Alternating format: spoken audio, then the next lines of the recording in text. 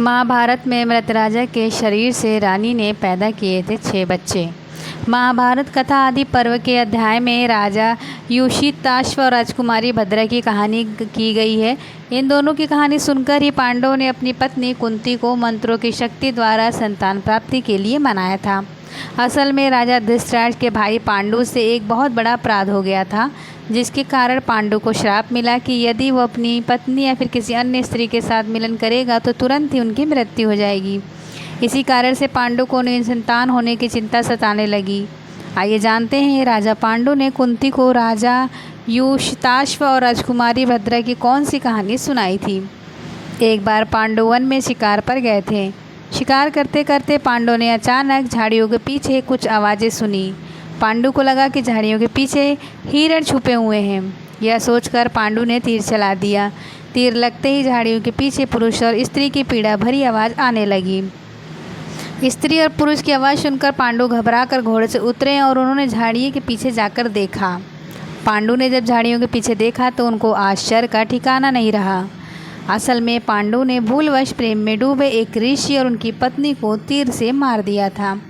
मरते मरते ऋषि ने पांडु को श्राप दिया कि जिस तरह उन्होंने प्रेम में मिलन कर रहे दंपत्ति को मृत्यु दी है, उसी तरह पांडु अगर किसी भी स्त्री के साथ मिलन करेंगे तो उनकी तुरंत ही अकाल मृत्यु हो जाएगी।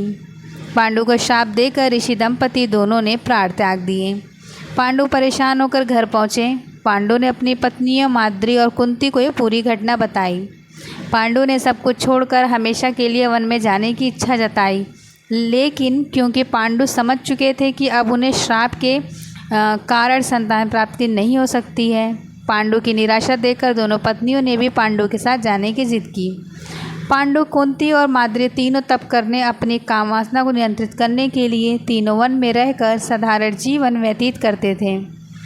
तप करने के बाद भी पांडु के मन में संतान प्राप्ति की इच्छा रह रहकर आ रही थी। संतान प्राप्ति का कोई मार्ग ना दिखते हुए पांडु ने कुंती को राजा युषिताश्व और रानी भद्रा की कहानी सुनाई। असल में राजा युषिताश्व चंद्रवंश के प्राप्ति राजा थे। राजा युषिताश्व के पिता का नाम राजा संखड़ था। राजा युषितोष्टा का विवाह सुंदर राजकुमारी भद्रा के साथ हुआ था। राजा बहुत प्रतापी राजा थे, लेकिन एक गंभीर रोग की वजह से राजा की मृत्यु बहुत कम आयु में हो गई। राजा की मृत्यु के बाद भद्रा फूट फूट के रोने लगी। एक प्रतापी और दयालु राजा की पत्नी की ऐसी दशा देखकर देवता भी दुखी हो गए। तभी एक दिव्य आवाज़ ने भद्रा को चेतना देते हुए कहा कि वे मासिक धर्म काल के 8वें और 14वें दिन मृत राजा के शरीर से मिलन करके संतान उत्पन्न कर सकती है। राजा का एक प्रतापी राजा होने के कारण ही उन्हें बहुत सी सिद्धियों का ज्ञान भी था, इसलिए उनके भीतर एक ऐसी दिव्यांता थी। मृत्यु के बाद राजा युषिताश्व की आत्मा ने आकर रानी से कहा कि वे उनके मृत शरीर के साथ संबंध स्थापित करें, जिससे कि उन्हें संतान प्राप्ति होगी। अपने पति की आवाज़ सुनकर रानी इस बात को मानने को तैयार हो गई। इस तरह मृतक राजा के साथ संबंध स्थापित करके 7 पुत्रों की प्राप्ति की।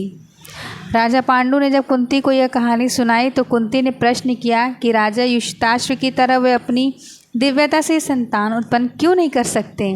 इस पर पांडु ने कहा कि राजा युषिताश्व की तरह उनके अंदर इतनी दिव्यता नहीं है। यह कहकर राजा पांडु दुखी हो गए।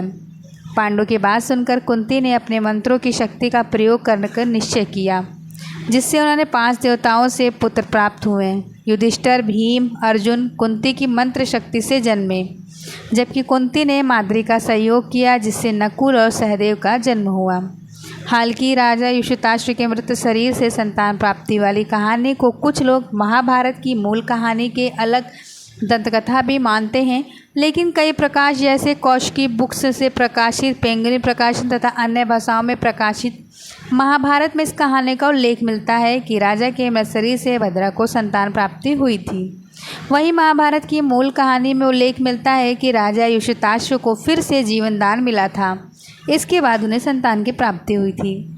अगर आपको हमारी वीडियोस पसंद आ रही हो तो चैनल को सब्सक्राइब करें, कमेंट में अपनी राय ज़रूर लिखें। मिलते हैं नेक्स्ट वीडियो में, तब तक के लिए राधे राधे।